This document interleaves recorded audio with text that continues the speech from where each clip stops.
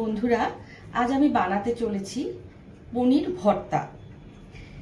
যদি আপনাদের আমার ভিডিওটা ভালো লেগে থাকে তাহলে শেষ পর্যন্ত দেখার জন্য অনুরোধ রইল এবং চ্যানেলটাকে সাবস্ক্রাইব করার জন্য অনুরোধ রইল। সাথে আপনারা আমাদের বেল আইকনটা প্রেস করে দেবেন এবং একটা লাইকও দেবেন। এবার শুরু করছি ভিডিওটা। এটা বানাতে যা যা প্রয়োজন তা হলো, এখানে আমি 200 গ্রাম পনিরকে এভাবে ম্যাশ করে নিয়েছি হাত দিয়ে। এটা বানাতে যে সবজিগুলো আমি দিয়েছি তা হলো, এখানে 2টো গাজরকে আমি এভাবে কেটে নিয়েছি, একটা ক্যাপসিকামকে এভাবে কুচিয়ে নিয়েছি, একটা টমেটো এভাবে কুচিয়ে নিয়েছি, এখানে দিয়েছি 4টে মতো কাঁচা লঙ্কা। এবার এই ঝালটা আপনারা আপনাদের স্বাদ অনুসারে দেবেন। এখানে অল্প এক টুকরো আদাকে আমি এভাবে গ্রেট করে নিয়েছি, আর আছে ধনেপাতা স্বাদের জন্য। এবার শুকনো গুঁড়ো মশলা যা যা লাগবে তা হলো, এখানে আমি 1 চামচ নিয়েছি হলুদ গুঁড়ো, 1 চামচ জিরে গুঁড়ো, 1 চামচ ধনে গুঁড়ো, 1 চামচ লঙ্কা গুঁড়ো, নুনটা আপনারা স্বাদ অনুসারে দেবেন। এখানে আমি হাফ চামচের মতো নিয়েছি গরম মশলার গুঁড়ো, 1 চামচ নিয়েছি বেসন, আর এখানে ফোড়নের জন্য নিয়েছি গোটা জিরে, এখানে নিয়েছি 2টো শুকনো লঙ্কা আর 2টো তেজপাতা। রান্নাটা আমি করব সাদা তেলে। এখানে আমি প্রায় 7 চামচের মতো সাদা তেল নিয়েছি, আর শেষে আমি অল্প বাটার দেব, কারণ বাটার দিলে এটার গন্ধটা অন্যরকম হয়। যদি আপনারা বাটার খেতে পছন্দ না করেন তাহলে ঘিও দিতে পারেন। চলুন এবার আমরা রান্নাটা শুরু করি। বন্ধুরা, আমার কড়াই গরম হয়ে গেছে। এবার আমি তেলটুকে এর মধ্যে দিয়ে দিলাম।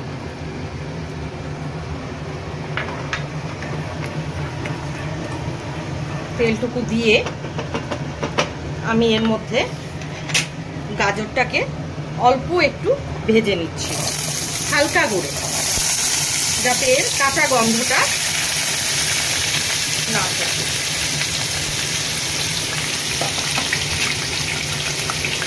ক্যাপসিকামটাও দিয়ে দিচ্ছি, দুটোকেই আমি একসাথে অল্প ভেজে নিচ্ছি, এটা হালকাভাবে।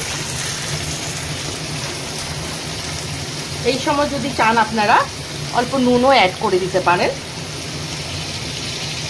তাহলে সবজিগুলো অল্প নরম হয়ে আসবে।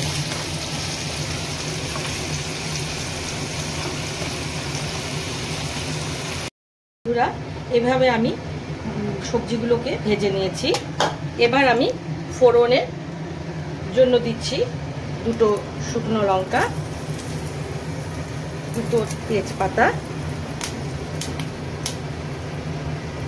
সামান্য গোটা জিরে দিয়ে দিলাম।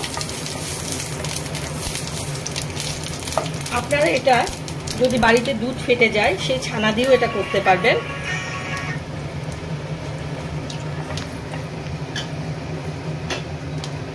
এবার আমি গ্রেট করা আদাটুকু দিয়ে দিলাম, সাথে কাঁচা লঙ্কাগুলো দিয়ে দিলাম, আর দিয়ে দিলাম টমেটো কুচি করে রাখা টমেটো।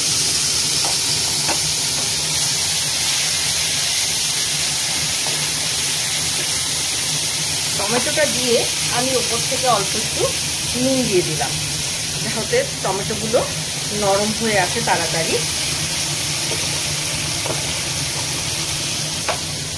দিয়ে আমি এটাকে অল্প সময়ের জন্য ঢাকা দিয়ে রেখে দেব।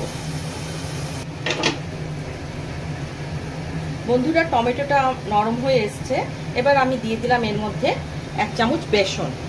বেসনটাকে আমি অল্প ভেজে নেব, কারণ না হলে বেসনের কাঁচা গন্ধটা থেকে যায়, তাই বেসনটাকে আমি অল্প ভেজে নিচ্ছি।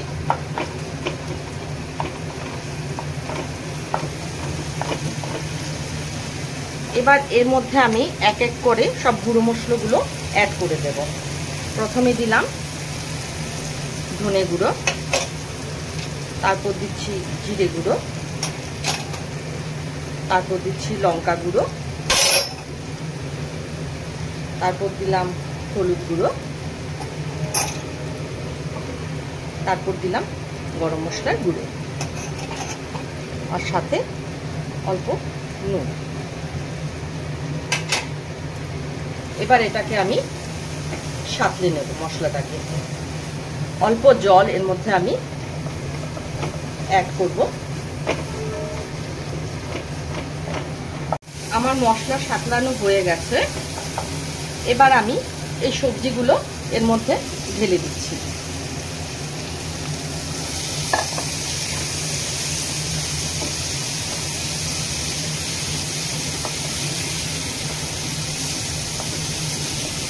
দিয়ে অল্প জল দিয়ে আমি 2-3 মিনিটের জন্য আমি এটাকে রেখে দেব, তাতে আমার সবজিগুলো সেদ্ধ হয়ে যাবে। বন্ধুরা, মশলা সাঁতলাবার পর যখন আমি সবজিগুলোকে দিয়েছি, তারপর 2-3 মিনিটের জন্য ঢাকা দিয়ে রেখেছিলাম। খুব কম আছে, যে সময় সবজিগুলোকে আপনারা সেদ্ধ হতে দেবেন। এবার সেই কম আঁচেই পুরো রান্নাটা হবে, আঁচটা আর বাড়াবেন না। এবার আমি 2-3 মিনিট পর আমি এই গ্রেট করা পনিরটা আমি এখানে দিয়ে দিচ্ছি।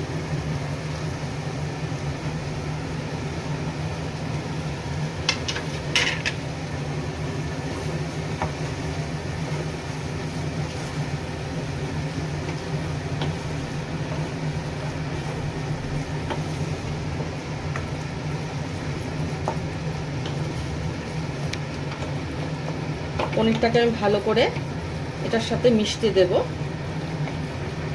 ভালো করে এটাকে মেশাবো আমি পনিরটাকে।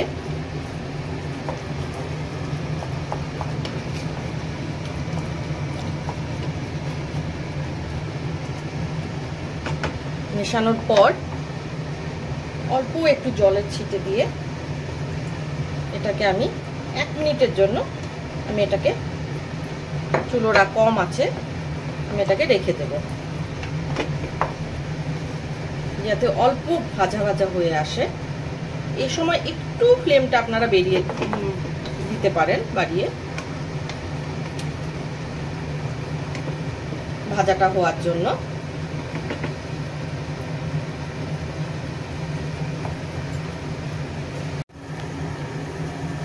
আমার রান্নাটা প্রায় হয়ে এসছে, দেখুন কি সুন্দর লাগছে দেখতে। এবার আমি ওপর থেকে অল্প ধনেপাতা কুচি এর মধ্যে ছড়িয়ে দিলাম, আর 1 চামচ মতো বাটার এর মধ্যে আমি